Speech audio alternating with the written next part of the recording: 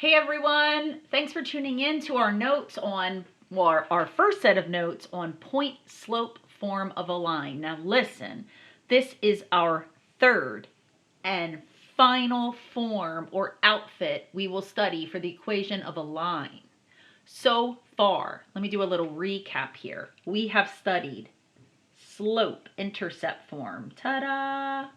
Oldie but goodie. That's one outfit a line can come in. We have studied standard form. Ta-da! That's another outfit a line can come in, which is simply a manipulation of this. There is a third outfit a line can come in. It's called point slope form. Now, I said here the name is fitting since the equation will show us both the slope of the line and a point on the line. So here's point slope form. Check it out. This is how you say it. This is the third outfit, so it would go slope-intercept, standard, point slope. Here's how you say it. Y minus y sub 1 equals m times the quantity x minus x sub 1. So what is this showing at face value? Well, it's showing the m, it's showing the slope, so you definitely have slope showing, much like mx plus b. But where this form over here, you know how b is the y-intercept? This form doesn't show the y-intercept, but rather it shows the point, a point on the line.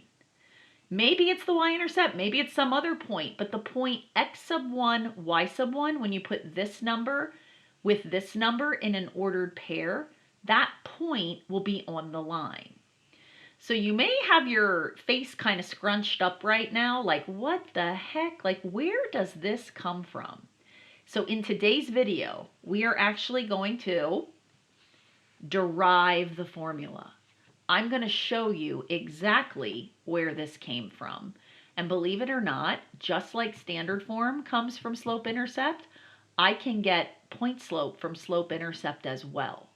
I love deriving formulas. We don't get to do too much of it, but I'm going to take this advantage here and go ahead and derive the formula. That means where does it come from? Where did this formula come from? So I'm going to switch gears here and just going to do this on a piece of paper. So underneath deriving the formula, you have plenty of space there. If you're working in my notes, then you've got it. If there's plenty of space there on the note sheet. If you don't have a packet, then you can just write this on regular old paper. So deriving the formula, maybe you put here for point slope form, just so you know in your notes what you're doing. Okay, so here's how it works. You start with slope-intercept. So please write this down. Start with y equals mx plus b, okay? Now, I want you to think about the graph of y equals mx plus b, just like generically. When you're deriving a formula, we want to stay in the generic world, not the specific. So I don't want to like give an exact value for b or an exact value for m. I just want to kind of think generically, big picture, like here's my graph. Like I know that's a line. I know that, you know, my B is my y-intercept. So maybe my B is right here. Maybe I have a positive slope. So my slope takes me on this type of a journey. So that would be one generic y equals mx plus b, right? Cool.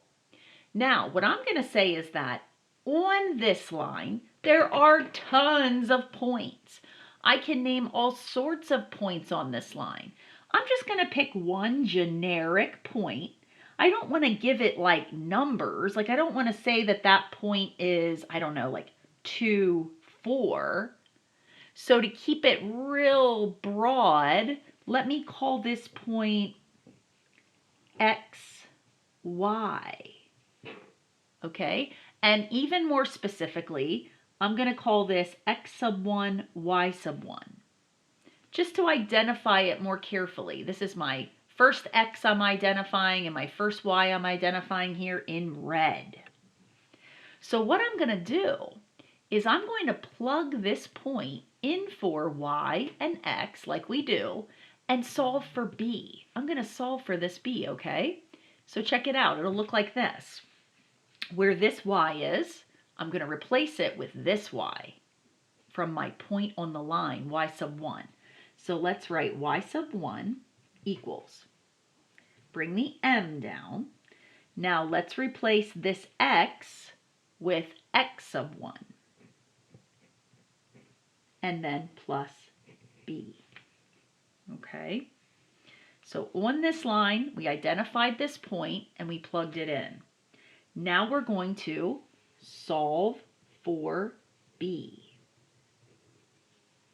Okay, to solve for b, I'm going to subtract m x sub 1 for both sides. That will allow me to get my b by itself.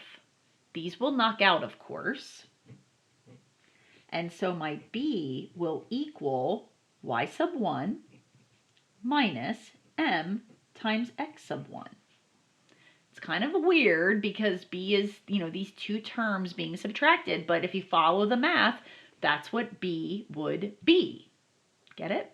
Okay, so now what I'm going to do is I'm going to come back up to this, y equals mx plus b, right? And where this b is right here, right there, I'm going to replace that with what b equals, which is this. So check that out. So let me recopy this. I'm going to bring this down. Y equals mx plus b. I am going to replace this b right here with this stuff. So it'll look like this. Y equals mx plus this. Y sub 1 minus m parentheses x sub 1. Now, believe it or not, we're almost at point slope form, but I want to get this y over with this y. So what I'm going to do next is subtract y sub 1 from both sides like so. These will knock out. Over here, I'll have y minus y sub 1 equals. On this side, I'm left with mx minus mx sub 1. Now this is sort of looking like point slope, but we're not quite there yet, because if you look back at point slope looks like, let me bring it over here, this, right? The y minus y sub 1, we've got that side, look, y minus y sub 1. But on the right side, there's only one m, and it sits on the outside of these x's. So this is actually something we haven't addressed yet. It's called factoring by the greatest common factor, and we'll get to this later, but I can kind of explain it to you right now. If you look at these two terms, this guy and this guy, do you see how in common they have this m? Well, the way you can rewrite that is you take the common part, which is the m, and you bring it to the front of a quantity. And then whatever's left over in each term, you put it inside. So like the m's gone here, so you bring the x down, minus, and here the m's gone, so you just bring the x sub 1 down. Now to make sense of that, if you go backwards with the distributive property, do you see it? M times x would bring you back to mx, minus m times x sub 1 would bring you back here. So we really are, it's the same, it's just written differently with the m out in front. And then y minus y sub 1. This is a form of this. It just looks different. It's a line with a slope of m, with a point on the line, x sub 1, y sub 1, and a b right here that's equal to this guy. So we're just manipulating and rewriting pieces and parts of slope-intercept form to morph it into this new form. So it doesn't come from nowhere, it comes from somewhere. And in the next video, I'll show you how to use it. Thanks for watching the derivation of point slope form.